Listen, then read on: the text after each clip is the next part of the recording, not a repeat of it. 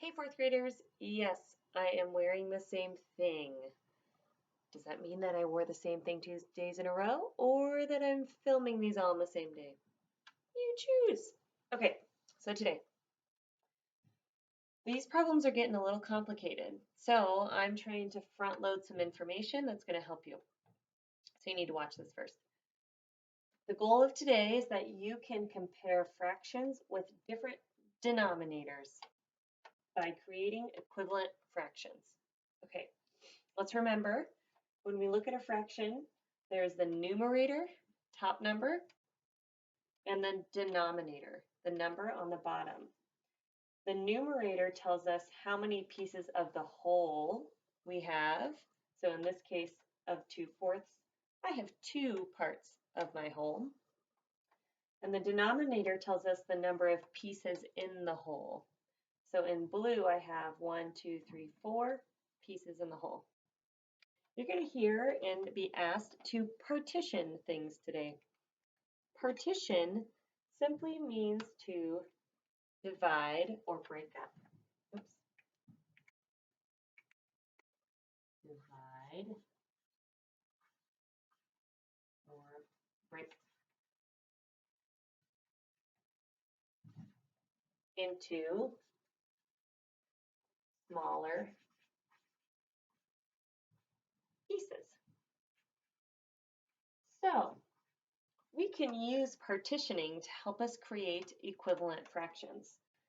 Now, just a reminder, equivalent fractions mean that the two fractions we're looking at are in the same area or distance.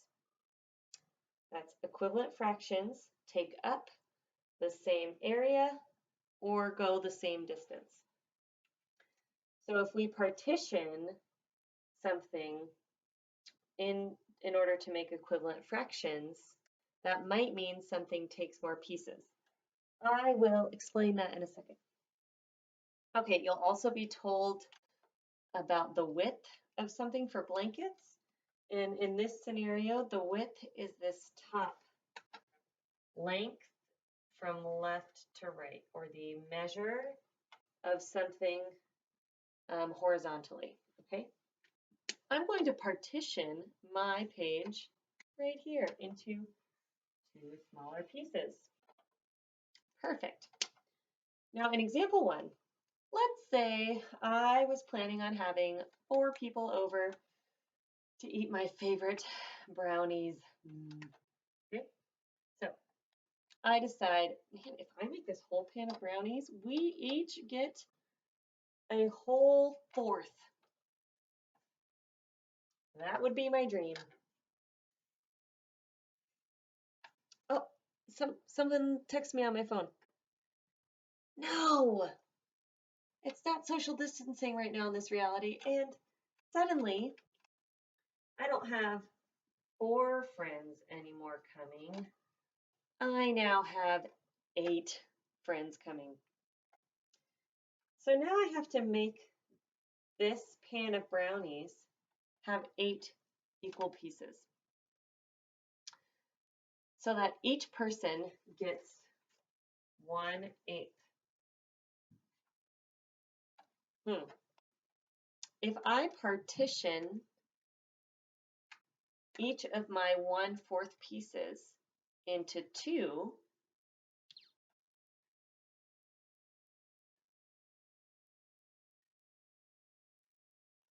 using my orange to partition, I now have 1/8, 2/8, 3/8, 4/8, 5/8, 6/8, 7/8, 8/8.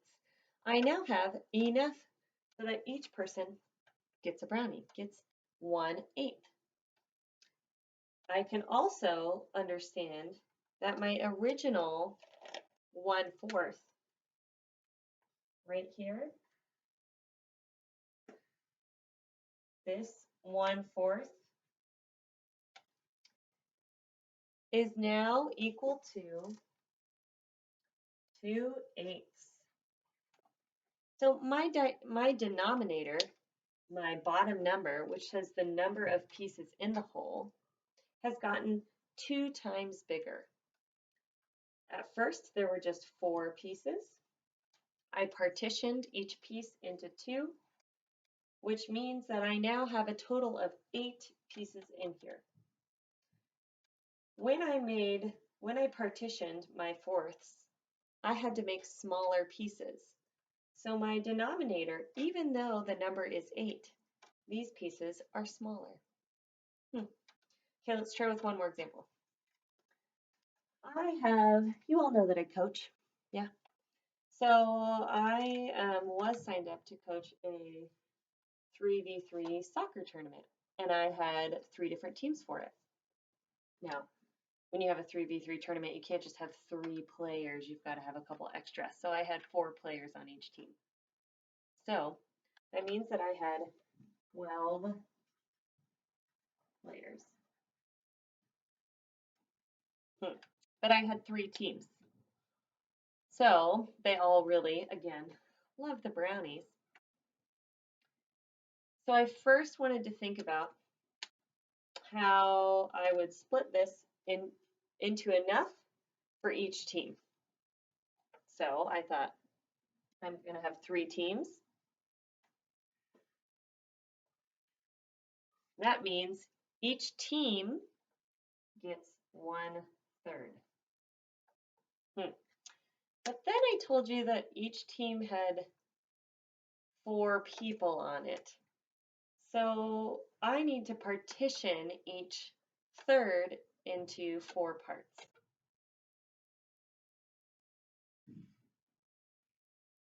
Okay.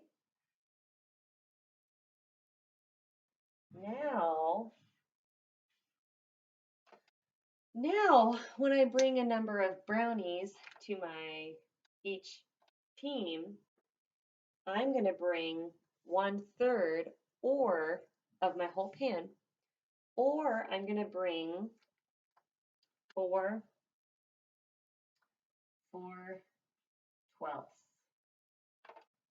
Because when I partitioned this section into 4 pieces, my numerator grew by 4 and my denominator grew by 4.